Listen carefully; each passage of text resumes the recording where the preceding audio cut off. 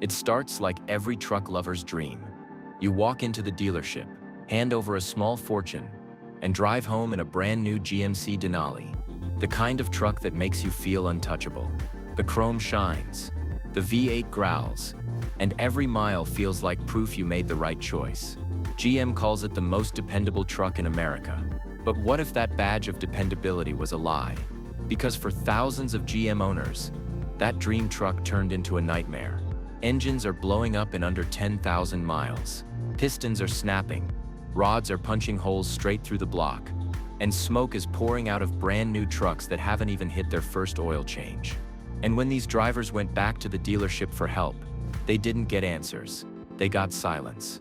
GM knew something was wrong. They just didn't tell anyone. Behind the scenes, lawsuits are piling up.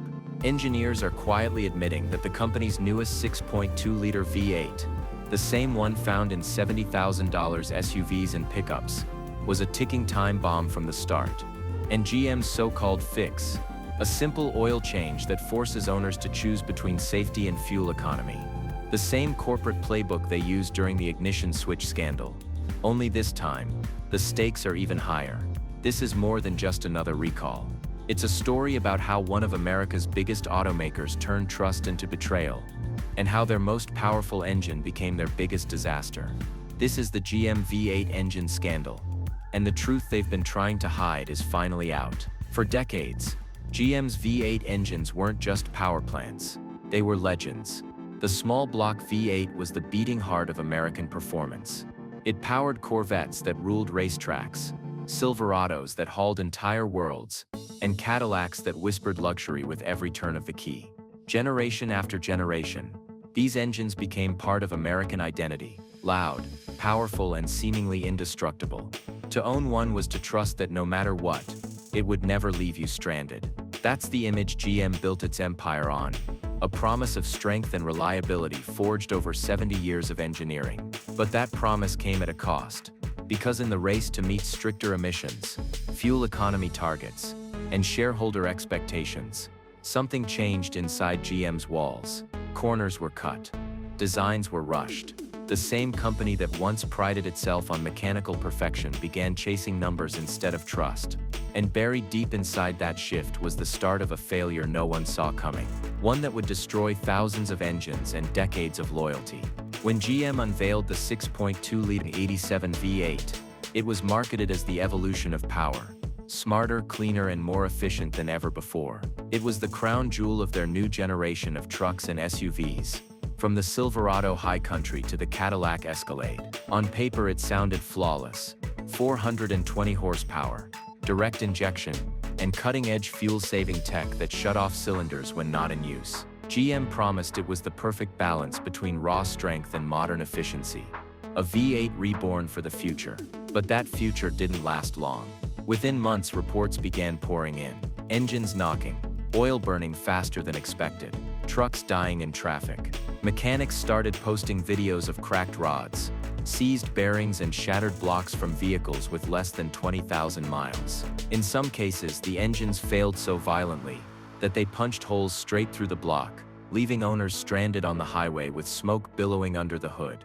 The so-called dependable V8 had turned into a grenade, and nobody could understand why. And while customers begged for answers, GM stayed quiet. No press release, no official warning, just silence. But the truth was already spreading through forums, dealerships, and service bays across America. Something was deeply wrong with the L87, and the company that once built the strongest engines on the road had created one that couldn't even survive itself. After months of growing outrage, viral owner videos, and mounting complaints, GM finally broke its silence in April 2025.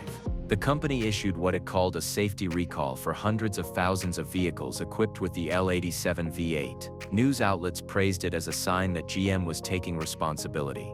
But owners soon realized something didn't add up.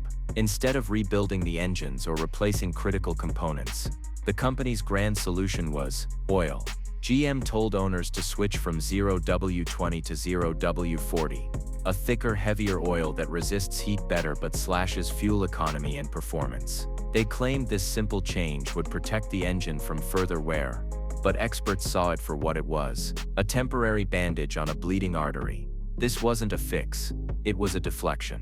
Instead of admitting that the engines were fundamentally flawed, GM shifted the blame to oil choice and driving habits. They even installed new oil caps labeled 0W40, as if a different number could erase years of engineering failure. The backlash was immediate. Owners flooded forums and social media with fury, calling the recall a joke and a corporate smokescreen. Some had already lost engines before the recall even arrived, while others were told to monitor oil consumption and keep driving, even when their trucks were burning quarts every few hundred miles. GM's so-called solution didn't rebuild trust.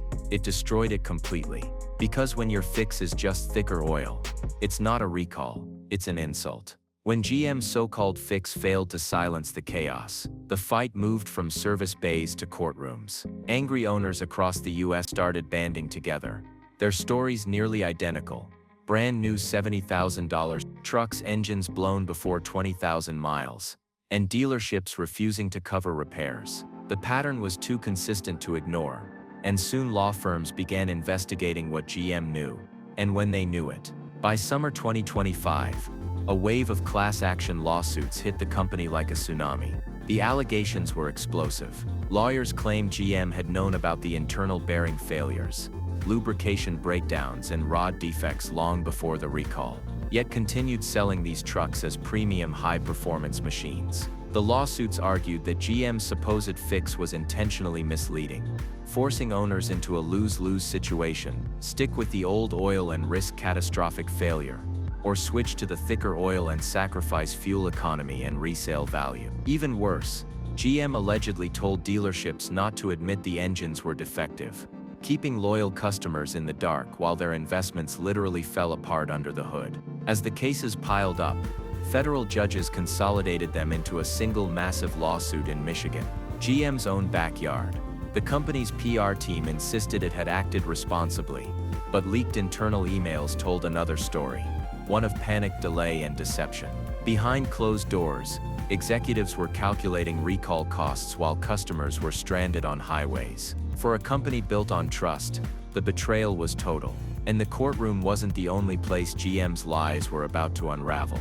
When the first wave of engine failures hit, GM blamed isolated issues and maintenance habits. But as more engines died, independent mechanics started digging deeper, literally tearing them apart to find the truth. What they discovered was shocking.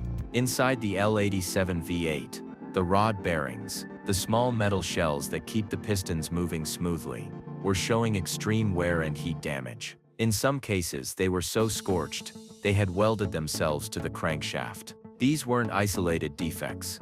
They were signs of a fundamental design flaw. The real culprit: a deadly combination of tight tolerances, weak lubrication, and that dangerously thin 0W20 oil. GM engineers had designed these engines with microscopic clearances to squeeze out every ounce of efficiency for emissions and fuel economy. But when that oil thinned under heat, it couldn't flow properly. Instead of protecting the metal surfaces, it turned into vapor, leaving the crankshaft spinning dry at thousands of RPMs. The result was catastrophic: bearing seized, connecting rods snapped, and entire engines detonated from the inside out. Some owners described hearing a single pop before smoke erupted, and the engine went silent forever. Mechanics call it the death knock, that hollow metallic rattle just before the engine gives up. And once it starts, there's no saving it. GM could have widened the tolerances, strengthened the bearings, or used a more durable oil system. But instead they gambled on thinner oil and fuel ratings that looked good on paper, even if it meant risking the lives of their most loyal customers' engines. The truth was out, and no oil cap swap could hide it anymore. If all of this feels familiar, that's because we've seen it before. Back in 2014, GM was at the center of one of the biggest automotive scandals in modern history: the ignition switch crisis. Millions of cars were recalled after it was revealed that a tiny $1 part could shut off the engine mid-drive, disabling airbags and power steering. The result: at least 12 confirmed deaths and hundreds of accidents. But what truly shocked the world wasn't the defect itself. It was how long GM knew about it. Documents later showed the company had buried evidence for over a decade, quietly paying settlements instead of saving lives. And at the center of that scandal was the same CEO running GM today, Mary Barra. She stood before Congress, promising transparency and a new culture of safety. Yet here we are, a decade later, watching history repeat itself. The same denial, the same deflection, the same silence until lawsuits forced their hand. It's a corporate playbook that GM seems unable, or unwilling, to abandon. Hide the issue, wait for the noise to die down, and then act like heroes when the truth finally explodes. Only this time, it's not ignition switches, it's entire engines disintegrating under the hood of America's most expensive trucks. Every time GM promises that this won't happen again, it somehow does. And that's not coincidence, it's culture. A company built on the myth of dependability has become one that gambles with reliability, hoping consumers will forget before the next recall hits. But this time, the damage is far deeper than mechanical. Because once trust burns out, you can't just rebuild it in a factory. What makes this scandal even harder to swallow is that GM has already proven they can build near-perfect engines. Just look at the Corvette. The latest generation's flat-plane crank V8 is a masterpiece of engineering. Light, balanced, and capable of screaming past 8,000 RPMs without breaking a sweat. It's an engine that rivals European supercars in performance, precision, and reliability. Corvette owners push their cars harder than any truck ever will, and yet those engines keep going strong. No oil fires, no blown bearings, no catastrophic failures, just raw, reliable power. So how can the same company that builds an engineering miracle like the Corvette's V8 completely botch the engines in their $90,000 trucks? The answer isn't incompetence, it's indifference. GM's Corvette division gets unlimited resources, cutting-edge testing, and the best engineers in the building. But when it comes to their trucks, the vehicles most people depend on every single day, cost-cutting takes priority. Thinner oils, cheaper components, and rushed designs meant to meet EPA targets replaced the craftsmanship that once made GM great. It's not that GM forgot how to build a bulletproof engine, they just stopped caring to. The contrast is impossible to ignore. One team builds a V8 that performs like an American Ferrari. The other builds one that self-destructs before 50,000 miles. It's the clearest sign yet that GM's problem isn't technology, it's values. And while the Corvette team is celebrated for innovation, the truck division is left to patch over failures with thicker oil and press statements. But that wasn't the end of GM's deception, because while engines were failing, their marketing department was busy selling the exact opposite story. Even as thousands of engines were blowing apart across the country, GM never flinched in their advertising. Slick TV commercials showed their trucks tearing through mud, hauling boats, conquering mountains, all while the narrator proudly declared them America's most dependable. The phrase became a mantra, plastered across billboards, dealerships, and glossy social media campaigns. But behind that marketing fantasy was a very different reality. One of stranded families, shattered engines, and customers being told their $80,000 truck's failure was normal.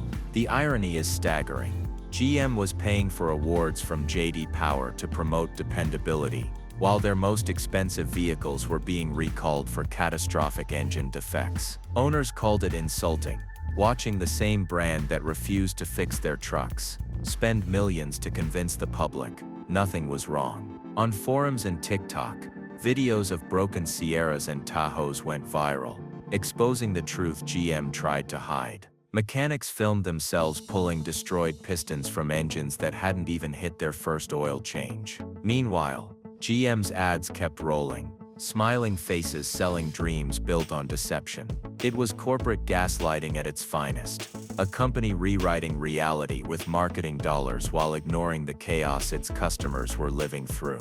The trust GM had built over generations was fading fast, replaced by anger and disbelief. But instead of facing the backlash head-on, GM tried to shift attention elsewhere, toward the shiny future they hoped would make everyone forget. As the lawsuits grew, and the headlines worsened, GM started talking less about engines, and more about electricity.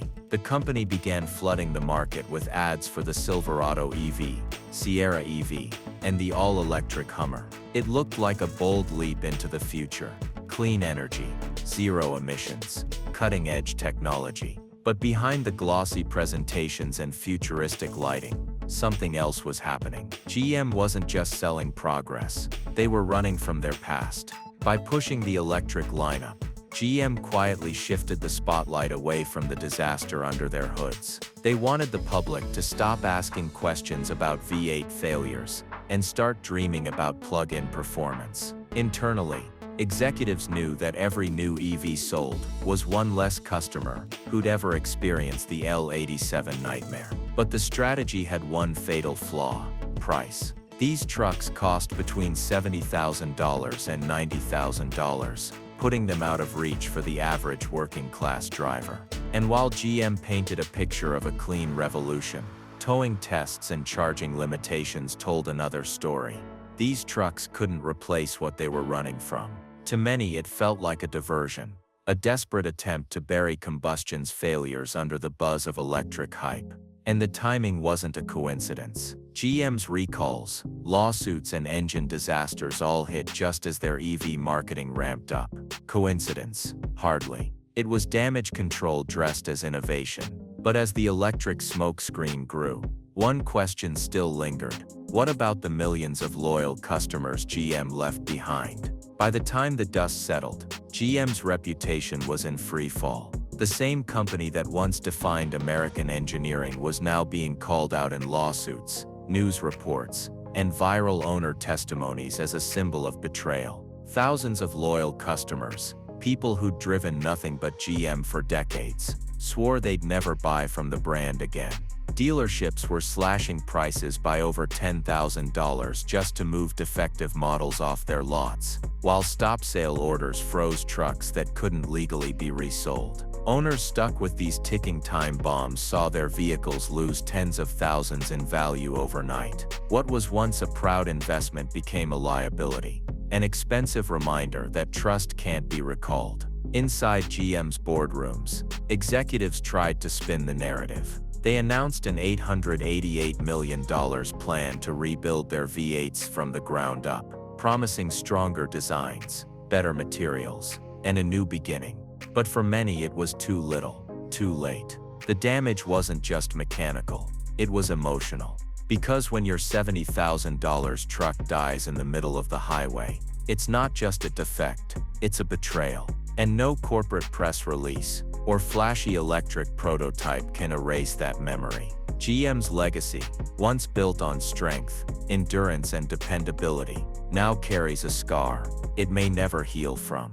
Truck buyers have long memories, and while technology changes, betrayal doesn't fade. The same company that once built the engines powering America forward is now fighting to prove it still deserves to be trusted. But for the millions watching this scandal unfold, one question remains. When your engines explode, your lies unravel, and your customers walk away, what's left of the brand you built your empire on?